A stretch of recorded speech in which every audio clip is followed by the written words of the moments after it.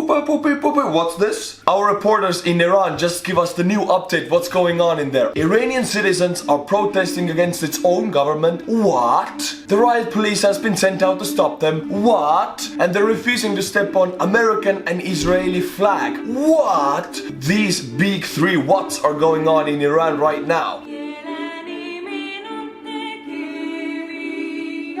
Latest updates from Tehran say that they want to bring down their president, and our reporter in Tehran says that they're very angry.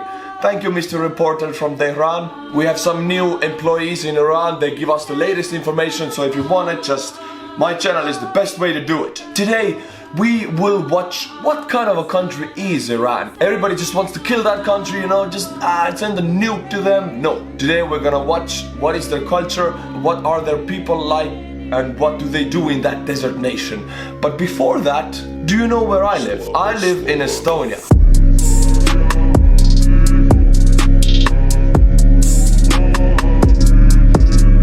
And that's why I have to give you the word from the man from upstairs. Not from God, but from the sponsor of the channel. Wait, yes, we have a sponsor. There is a channel called Live Estonia. Dude lives in Tallinn, lives in Estonia, the capital. I live in the other city. But that channel has beautiful drone shots from Estonia. My country is very beautiful. If you want to see more of it, of the city views, of the nature, then just click the link in the description below. Live Estonia. Just look at these beautiful shots of old town Tallinn. We have one of the oldest preserved city parts in Europe, Tallinn Old Town. This dude has great shots from that part of Estonia. Also, we have a city called Otepää. Look at these beautiful drone shots. Magnificent, magnifico. Can't find that in Iran. So yeah, you gotta come to Estonia to see that. Aerial shots, drone shots, 4K shots, everything you want to know about Estonia, check out the channel in the description below, Live Estonia. If you want to advertise your channel or your product on my channel, actually it's easy, just write to me and I'll write back and it's done, boom, easy as that. We also have some new Patreons. What? Yes, war is going on. Everybody's getting drafted in World War III and I'm getting new patrons. How is this possible?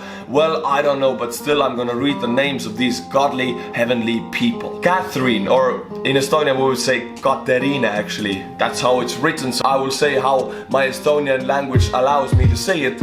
Katerina. Thank you for becoming a patron. You support this channel directly. Thank you, Primo, for becoming a patron. Now these two people are heavenly and godly. Have you heard about the Greek gods? This is how the hierarchy goes. The patrons and the Greek gods, like they're above the Greek gods. They're the highest of the high. So yeah, if you want to be the highest of the high, the mightiest of the gods, just become a patron of this channel.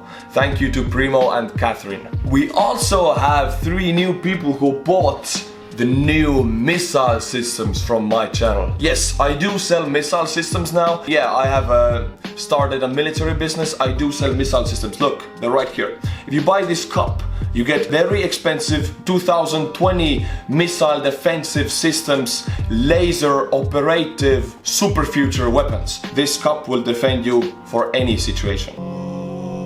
Yes, you are behind in time. The 3 people who bought the new missile systems are George Bohaska, Jacquel Mix, and Jamar Wilder. Crazy names, crazy dudes. One of them is a girl, I think. Yes.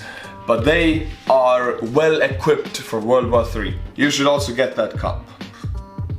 Today I'm drinking some Iranian tea.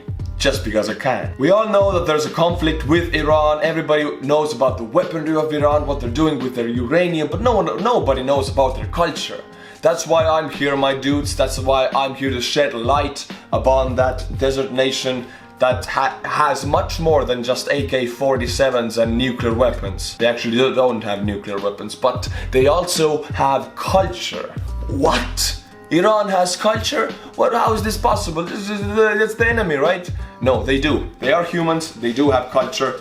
Let's see about their culture. Do not call most of these people Arabs. Oh. It's time to learn geography. No! Hey everybody, I'm your host Barbie. Okay, let me break this down so you can quickly get the distinction. You've heard of Persia, right? The Persian Empire, Persian rugs, Persian cats, the Prince of Persia, which by the way, Disney got incredibly accurate. Yes, Persia is pretty much synonymous with Iran. Now, not everyone in Iran is Persian, but it's a huge part of their story, which we will begin discussing now.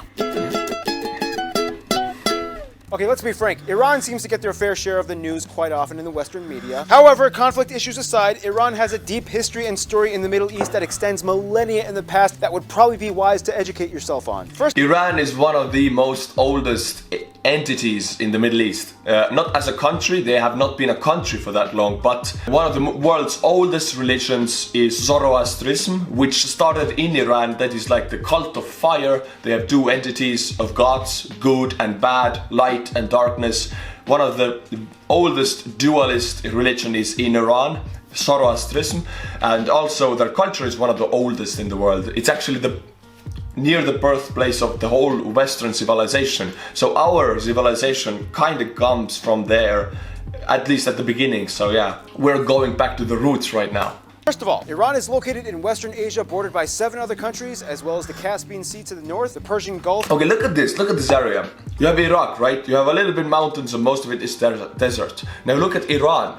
It's all mountainous, everything is mountainous, a little bit of forest by the Caspian Sea. So if you would be invading this country, how the hell would you do it? It's a lot of mountains and no roads. The whole invasion would be airborne with helicopters and paratroopers. It would be expensive as hell, man. You can't invade this mountain stuff. And the Gulf of Oman to the south, divided by the Strait of Hormuz, which is like one of the most important sea passages in the world. Hey! It's Arabian Gulf. Most people have called it Persian Gulf, and it's been that way for centuries. Plus, Arabs have their own sea. Just let them have it.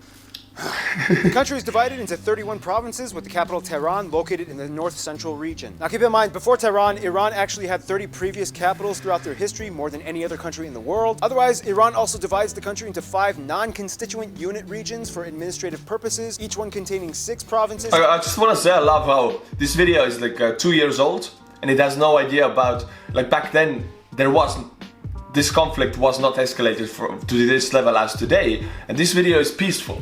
I love it how it's just, Iran has this and that and this, and now it's like, Iran has nuclear weapons, just kill them. It's a lot different. And if it escalates to this kind of conflict, you cannot understand that actually we're dealing with people here, just people and culture, just different peoples, different cultures.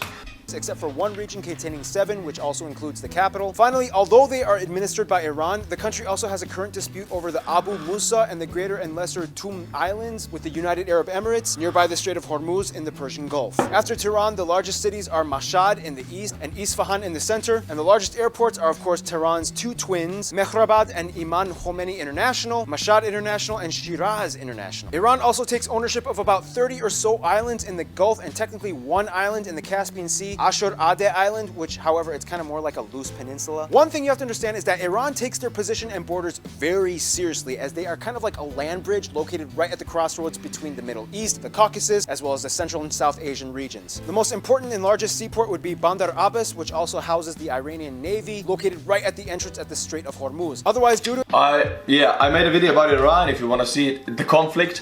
And a lot of you commented that Iranian weaponry comes from the Soviet Union and Iranian Navy comes from the USA.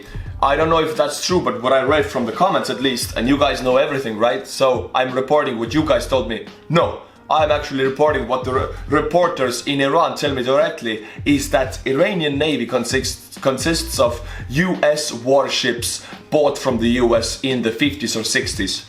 So Iranian Navy is kind of US weaponry that is very outdated, and Soviet weaponry that is kind of outdated, and some of them are new also. But yeah, not very strong. I basically go the opposite way of the last video where I said they're very strong, now I say they're not very strong. Well, you have to make up your own damn mind. I don't know what they are. To its incredible history, Iran is overflowing with landmarks and sites. Some of the top notable ones might include places like Nakhchivan Square, Milad Tower, Golestan Palace, Persian Garden, the Armenian monastic ensembles of Iran, the Tomb of Hafez, the Azadi Tower Freedom Monument, the Pigeon Tower, Yazd, the holiest place for Zoroastrians, Chogazanbil Zikra. Yeah, Zoroastrians. In Estonia, Zoroastrism, in English, Zoroastrians, I guess. I bet you haven't even heard about them, but they're one of the very most oldest religions in the world. Like 2,000 years older than Christianity, very old. The Mayamand Cave Village, the Imam Reza Shrine, the Khaju Bridge, Argebam, the Shushtar Hydraulic System, the Tomb of Cyrus the Great, the Tomb of Daniel. Too many famous mosques and shrines to list, and pretty much everything in Persepolis. Iran was able to build so much of their own personal space, partially due to the fact that they were easily well protected by natural boundaries, or barricaded in. You decide. Let's explain in. You know what's funny? The world's hottest surface temperature ever recorded was 70.7 degrees Celsius in the Lut Desert in Iran, and yet Iran is also like the best ski resort area in the Middle East. First of all, Iran's most important top 70.7 degrees. That's like a mildly warm sauna in Estonia, but that's just the temperature in Iran's deserts. How can you fight in those conditions? You cannot invade this country, I'm telling you. We need soft power for against Iran. We cannot invade it directly. Why I say we? Because if World War III breaks out, everyone has to go. topographical barriers are the Zagros Mountains in the west, which also contain the largest lake, Urmia, and the mountains also feed the longest river, the Karun, in the south, which flows into the Gulf, as well as the Alborz Mountains along the north, which contain the largest mountain, Mount Damavand, which is also the tallest volcano in all of Asia, like it's still active. There's so much mining potential in these mountains as well, which makes Iran the largest producer of turquoise and zinc. Otherwise, they have two main deserts, the Kavir and Lut, located in the central plateau, and the only real flat part of Iran is in the Khuzestan region right next to Iraq. Iran is right on the boundary of the Arabian and Eurasian tectonic plates, which in return makes Iran the country with the most number of major earthquakes, of at least 5.5 on the Richter. A lot of mountains, hot temperatures, earthquakes. This country is protected very well by nature. I guess Allah is protecting this country by mountains and earthquakes and stuff. Scale annually. Mine are bigger.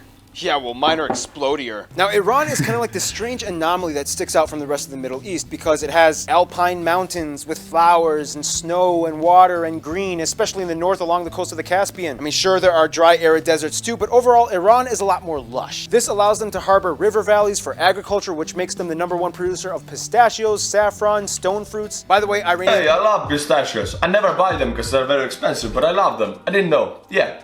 See, if we attack Iran, right? We're not gonna get any more pistachios. I like pistachio nuts, I think you like them too. No pistachio ice cream, no pistachio nuts, so be careful what you attack, you know. You need your pistachios, right? What you also need is missile defense systems and this cup that will protect you for the rest of your life. Go and get it. Love saffron. They put it in like half of everything. Speaking of which, some top foods from Iran might include things like pomegranate walnut stew, kuku, mirza kasemi, various rice dishes like jeweled rice, bakala, lubia, shirin, various kebabs like juje, kubide, torsh, and bakhyari. Desserts like rosewater pudding, halva, sarshir, bami. Halva, we have a lot of halva in Estonia. Actually, in the military also, I have a uniform right there. If war comes, I can just put it on and go to war. But even in the military food packages in Estonia, we use halva. It's a very nutrient-filled food. It tastes pretty good. It's sweet, crunchy, but if you eat it a lot, it's like, I don't want to even see it anymore because I ate it so much during my military times. Yeah, and you need a lot of water for it because it takes a lot of water to eat that dry, crunchy food. Nohodshi, and falude. By the way, half those dishes had saffron in them. Alcohol is technically banned, however, people kind of smuggle it in and have their connections. Even the cops are kind of getting tired of trying to crack down, and many just look the other way and deal with other bigger things. Two other things Iran cannot live without: tea and caviar. In fact, Iran is the largest producer of caviar in the world, mostly from sturgeons fished off the coast of the Caspian. Speaking of which, Iran surprisingly has quite an array of wildlife, including gazelles, wolves, falcons, storks, buzzards, and of course the famous Persian cat. Speaking of cats, Iran is... I love cats! Look at this Persian cute cat! I bet it's a terrorist, kill it. The last only few remaining surviving Persian lions, which is by the way the national animal, Persian leopards, and yes, even Asiatic cheetahs. Wait, aren't those like African animals? Actually, a lot of animals we affiliate with Africa had historically roamed all across the Middle East and Southern Asian regions, which is why today we have elephants in India, rhinos in Indonesia. Unfortunately, most of them have been killed off or incredibly endangered. The more you, unfortunately, know! The biggest natural resource, though, would have to be, no surprise, oil. Iran is the second largest oil producer in the Middle East. Okay, let me clear this out. A lot of you people commented in the last video that, oh, US does not need Iranian oil. They have their own oil reserves. Yes, US is one of the biggest producers of oil in the world, but do you know that US needs to keep the oil prices low, which means if they rely on their own oil, yes, they can survive for like a few years, but their oil prices would go so high that people cannot afford it. US loves low prices. That's why they need Middle Eastern oil that would drive the prices low in US. So I'm clearing this up for you people, you don't understand. US needs foreign oil not because they don't have oil themselves, but to keep the prices low. Do you understand me? To keep the prices low. People don't want to buy a lot of money for oil, for gasoline I mean, and oil products like plastic, whatever. That's why US needs foreign oil, just because they need a lot of it to keep it, keep the prices low. And also they keep reserves. US own oil goes to the reserves. If something happens in the Middle East, they have a reserve. So they kind of not using their full potential on their own oil. That's why they do need it. So you guys commenting that, oh, US doesn't need foreign oil, you guys are stupid. They do. They do need it the most in the world. Saudi Arabia, and about 60% of their total reserves are located around the Persian Gulf. It's estimated that the country should have about 125 billion barrels in reservoirs, 10% of the world's total reserves, and they pump— What? Iran has 10% of the total reserves of oil in the— What the hell? How do they have that much oil? Ah, damn. They should give some to Estonia. We don't have any oil. We don't have even reserves. We have to buy everything. Iran, if you're watching, just keep— Ayatollah Khomeini, this message goes out directly to you. Give us your 10% of the oil. We need your reserves right now. Pump out about 4 million barrels a day. That's a lot. So with all the geographic isolation but abundance of resources, you might wonder, what is life like in Iran? Well, I'm so glad you asked. Now, Iran is interesting because it's caught in this strange new transition period in which everything in the new generation of millennials has a tincture of subtle defiance. First of all, Iran has about 80 million people and is the second most populated country in the Middle East after Egypt, and has the highest number of Shias in the world. Yeah, 80 million people, most of them are Shias. If you don't know, you call them Arabs or Muslims, you're wrong. Shia and Sunni, two different types. Sunni are the 90% of the Muslims in the world. Shia are the minority. Most of them live in Iran. They have different beliefs. They have different beliefs to Allah and to their leaders. For example, their leader is called Ayatollah. Ayatollah is not a name, it's a title. Iran has thousands of Ayatollahs, like tens of thousands of Ayatollahs. Ayatollah is just like a priest called in Shia religion, Shia Muslims. And they have these 12 imams that are with Allah and they will return, and it's a different system, different beliefs. They believe in Allah, but it's much different. So calling them just Muslims wouldn't do it. You gotta know what Shia is to understand Iranian Muslims. About 62% of the country is ethnically Persian, whereas the second largest ethnic groups are the Azeris at about 16%, Kurds at about 10%, while the remainder is made up of smaller but noticeable groups like the Lurs, the Baluchis, Arabs, Turkic groups, and others. They also use the Iranian rial as their currency. They use the type CEF outlets, and they drive on the right side of the road. Now let's emphasize this one more time. Persians are not Arabs. That's like the worst thing you can say to them. First of all, what is it like to be a Persian? Well, you kind of have to understand that Iran evolved a lot differently from all the other countries in the Middle East. History will take way too long to explain, but the quickest way I can put it: Proto-Elamites, Elam, Median Empire, Persian or Achaemenid Empire, Alexander the Great, the Seleucids. So this is basically the start of Western civilization at the very beginning. So it goes really fast, but you're seeing the start of our own civilization's birthplace. Parthian and Sassanid empires. Islam enters through the Umayyad Caliphate, the Abbasid Caliphate. Safarids and Samanids come in from the east. Then some weird splitting up. The Ghaznavid, Seljuk, and Khwarezmian empires. Mongols! The Ilkhanid, Timurid, Safavid, and Afsharid empires. The Zand and Qajar dynasties. Quick Pahlavi dynasty. Islamic Republic. A little drama here and there. And here we are today. Now, the biggest distinction of Iran would probably be the Middle East is basically summed up with a sentence: a little drama here and there. So yeah, good job, Barbs. the language. The official language of Iran is Persian or Farsi, an Indo-European language also spoken in Afghanistan and Tajikistan, although they have their own dialects, which is completely unintelligible to Arabic. The second largest distinction would be that they are the largest Shia Muslim country in the world, with doctrines that run their ideologies and legislation. If you don't know the difference between Sunnis and Shias, basically, Shias believe that Muhammad's cousin and son-in-law Ali was supposed to be the rightful successor rather than Abu Bakr, who became the first caliph. If you don't know what any of that means, let me make it even easier. Shias, this guy. Sunnis, no, this guy. Done. The interesting thing... It's done, but this has meant millions dead. They have fought each other, they have killed each other over this for as long as Islam is alive, basically. This happened like during the 100 years after Muhammad's death. The whole history of Islam is filled with wars between Shia and Sunni. thing though is that Persians still hold on to a lot of ancient Persian customs and traditions that predate even Islam. For example, for over 3,000 years, Persians and other Persian-related people groups across the world still celebrate Nowruz, or Persian New Year, usually on March 21st or the vernal equinox. A mostly secular holiday, however, it actually has roots and is considered holy to Zoroastrians. Zoroastrianism actually started in Iran and at one point was actually the state religion. Have you seen this? Wings and a dude. There's actually an old priest, an old religious leader called Zoroaster. That's why it's Zoroastrianism. I'm sure you have seen this symbol. This is the symbol of it.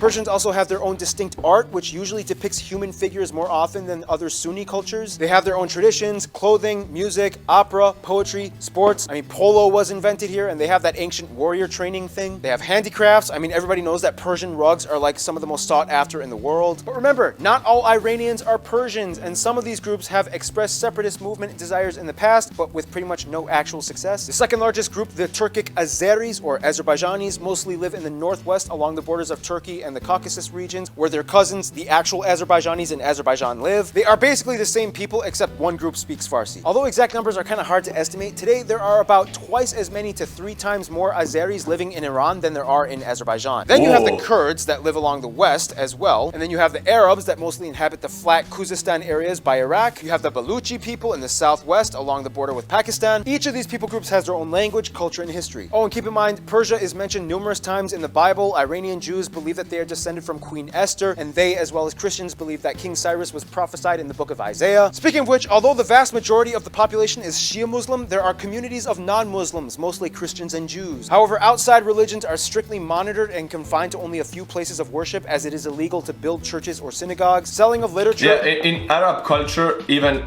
if I say Arab, I mean Shia right now, also Sunni and Shia, all Muslim cultures, in their countries, it's alright if you're Christian or Jewish. You can worship if you want to, but you cannot build new temples and new worship places. You can't build anything new. So if you can remain it. You can't convert others to your religion, and you can't build new temples. Is illegal, and apostasy from a Muslim is punishable, which is funny because just like in China, Iran has one of the fastest growing underground Christian communities in the world, and disputedly the most in the Middle East. So how does Iran hold all these people together? Well, in order to speed up the Persian assimilation process, other languages are banned from schools, and they have a system in which cooperation is rewarded and resistance is punished by the IRGC. So it's kind of like, join us and the rewards shall be bountiful. I have my own thing going on, but thanks. Join us, and the rewards shall be bountiful. Speaking of which, the government is a little confusing. You have both the regular legislators, and then you have the theocratic leaders. Essentially, the Ayatollah has the most power. He is not only the leader of the country, but also the entire Shia community inside and outside of Iran. He's selected by a community of clerics called the Assembly of Experts, whom also have authority to approve all of the presidential candidates during election time. From there, the president appoints people to the various ministries and offices, whereas the Ayatollah appoints the military leader and handles all other various duties. I don't want to say the Ayatollah is like the Pope of the Shia faith, but in some ways he kind of is. This is kind of where the Islamic Revolution comes into play and where all the modern drama with Iran kind of starts. Long story short, they took down the Shah, which they believed was a Western puppet figure, and then they instituted a more conservative Islamic Republic. This changed everything. The thing is, this was all nearly half a century ago. Today, an entirely new generation of modernized, digital, tech-savvy Iranians has entered the stage, and the country is seeing a completely new culture shift that they can't stop. About 70% of the country is under 30 years old, many of whom don't really even like the rules, which means we have a lot of intrepid youths running the show now. Yeah, you have more liberal Shia youth that is not good with traditional Ayatollah's culture, and right now they're protesting in the Tehran streets. So Iran has a lot of internal problems with its demographics. The younger generations are not pleased with traditional Shia beliefs. They want more liberal society. Iran cannot focus outside right now. They have to fix their internal problems before they can continue shooting down Ukrainian airlines, you know.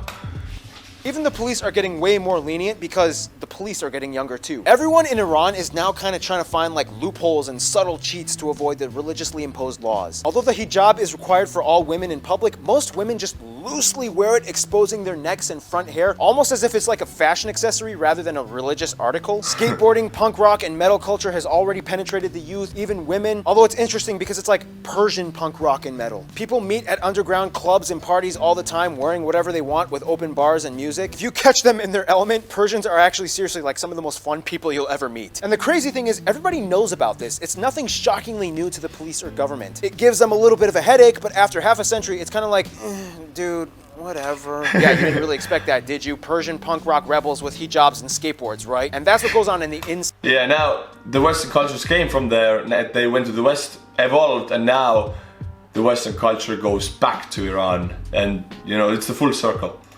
Now let's see how they reach out.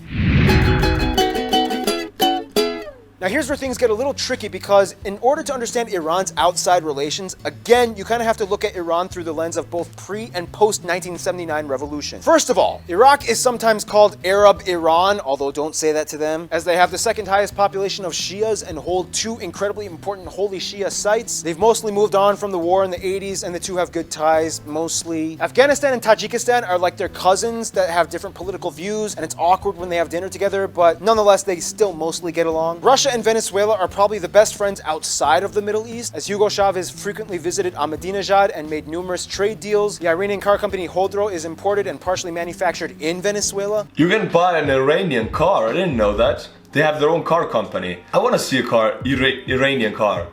And Russia was like a key ally in many of the war conflicts post-revolution. Surprisingly, they are also one of the few countries that have kind of decent ties to North Korea. They've pledged cooperation in education and cultural spheres in the past. The Azerbaijanis of the north, of course, love Azerbaijan, no surprise. Bahrain is like Saudi Arabia's girlfriend that they keep trying to flirt with and steal. When it comes to their best friends though, most Iranians I talk to have said probably Syria and Turkey, although it's a little complicated, especially with all the current drama going on. Turkey and Iran have more or less always been on good terms, especially in business. They are working on a plan to enter the European petroleum industry to rival Russia. Each country makes up a large population of tourists that visit each other every year. Syria, or more specifically the Syrian government, has more or less worked alongside with Iran numerous times in the past and has been a key ally not only in diplomacy but also strategically, as they kind of give them access to the Mediterranean. In conclusion, Iran is kind of like a land that is constantly trying to figure out a way to reconcile the revolutionary ideals upon a fast-paced social media-induced generation of quiet culture rebels while simultaneously dealing with outside stigma. What will Iran look like in 20 years? I don't know, but one thing we do know is that the young people will be ruling it. Stay tuned, Iraq! Yeah,